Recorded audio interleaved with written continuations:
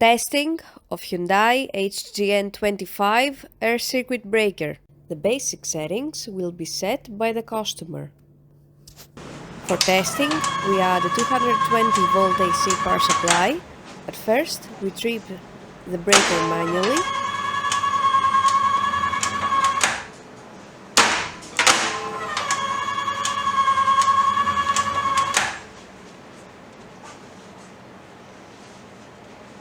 Then we trip the breaker with the help of the UVP.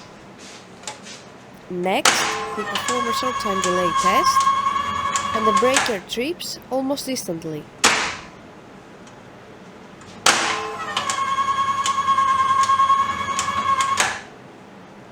Lastly, we perform a long time delay test, and the breaker trips after about 15 seconds.